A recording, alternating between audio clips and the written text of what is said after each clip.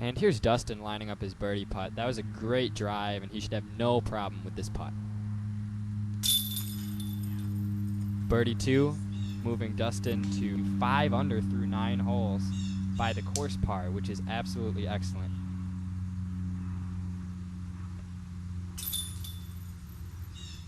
Brian Peck tapping out for his par there as well.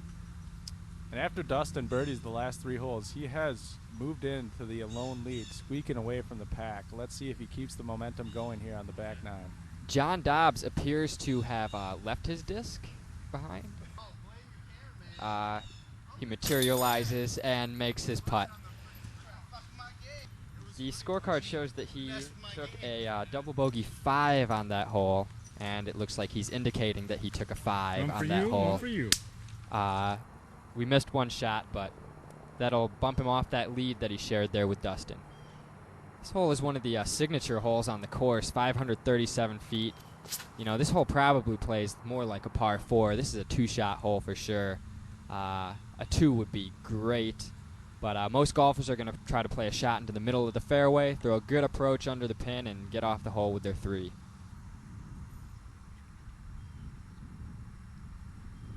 Hopefully.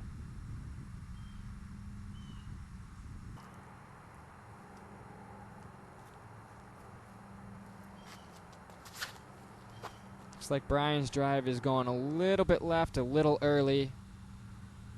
And looks like he'll be playing out of the trees. There's a lot of those on this course.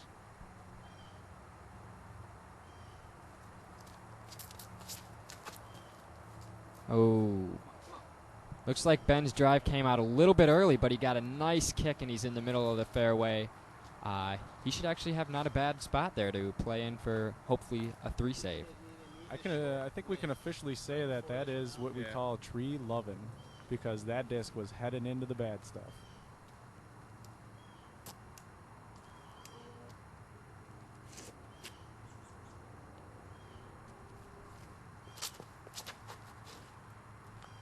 And it looks like Jonathan Dobbs' drive is trailing off right, and he too looks to be playing out of the woods. Probably questioning why he didn't throw the beast on that hole. I don't think we've seen the beast since hole number 5. Yeah, maybe it's just camouflage in the bag. Maybe he doesn't even know it's there.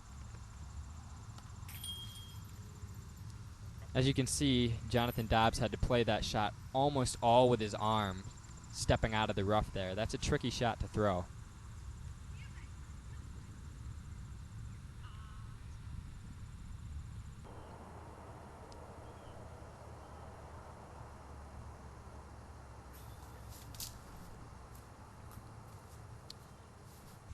And as Peck hits that nice early gap out of the woods, he's got himself probably about a 40-footer uphill putt there, but not bad from where he was lying. This is a tough pin to play into because that hill right behind. You can easily bounce up, hit the basket, and roll there for a little bit and leave yourself with a longer putt than you'd like. Looks like the headwind's blowing down that hill too, which will cause you to float up a little bit.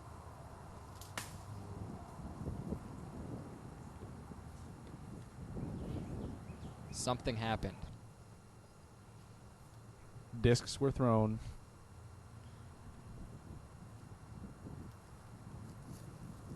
Van Landen trying to give her a little bit of a run there.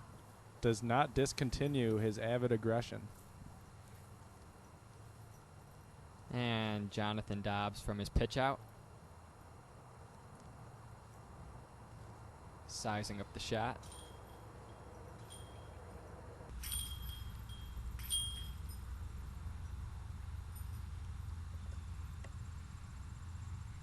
Looks like he floated that putt a little bit, but no harm, no foul. Little 10-footer for his bogey 4.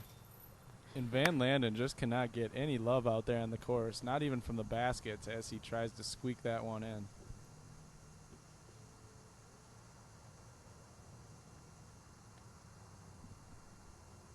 And Brian, also from the side hill behind the basket, misses as well, a little bit to the right. And as he walks into the woods, he looks to the trees for some sort of advice.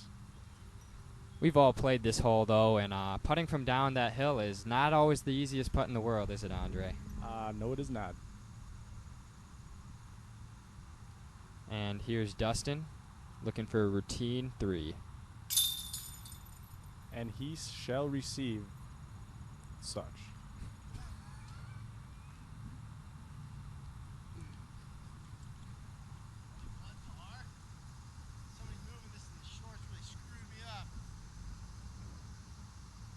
Jonathan Dobbs knocks home the putt for a 4.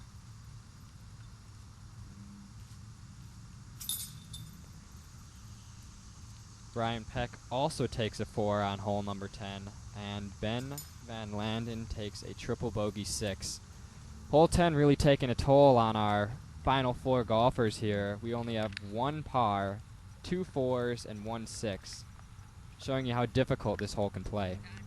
You also see from the scoreboard there that Dustin is starting to run away with it. 9 under adjusted score, and his next closest competitor is at 5 under par.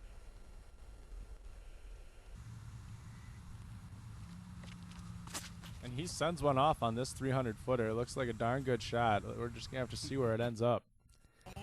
This is one of those holes that you get to on the course and you really want to pick it up. It's straight, 300 feet, a little bit downhill, so it'll play a little bit shorter, and is honestly probably one of the easier 2s on the course, and can really help these guys coming off that 10th hole.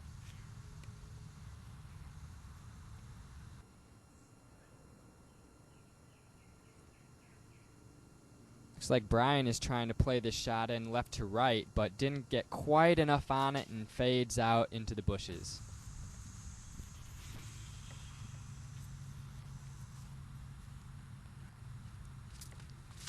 Ben trying that same shot. A little bit low, cut roll, and that'll be a tough one to make up. As John Dobbs steps up with the putter, and Worm burns it. Not happy with that shot, but he's just going to have to try and pick it up. Not exactly sure why Dobbs was teeing off after Ben on that hole, but throws a good shot there, and he should be able to save his par. As Ben Van Landen tries to shake off the bugs, just let him putt, guys. Just one putt. It's a pretty good upshot, leaving him probably about 15 to 20 feet for his par. And he loves the left-hand side of that basket. Out of the woodwork, it looks like we got Brian Peck trying to make something happen on this 300-foot. Hole 11. And his birdie bid is a little bit high. John Dobbs slid a little further past the basket than I initially thought, and unfortunately it looks like he's going to be taking a bogey 4 on this hole. As Dustin questions whether he is out, I believe he's going to grab the putter and go for it here. Let's see if he can't clean up another birdie. Sometimes when 2 or more people are at about the same distance, it doesn't hurt to just go ahead and putt, play by speed of play, and keep the group moving along.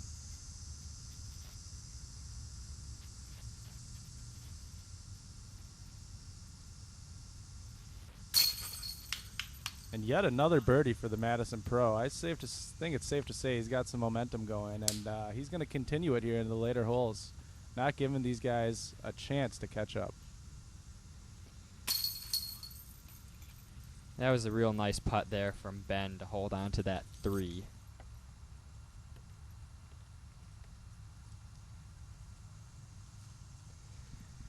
And as Brian Peck suffers the repercussions of going after that birdie, he's got a little tricky putt here out of the woodwork, but nothing that he's not capable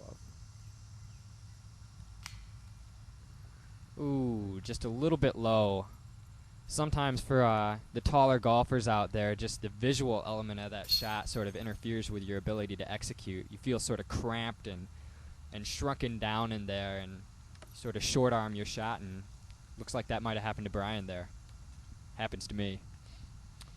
I think it happens to all of us, Patrick, but you just got to move through it, and you can't let your emotions get the best of you. And John Dobbs cleaning up his 4,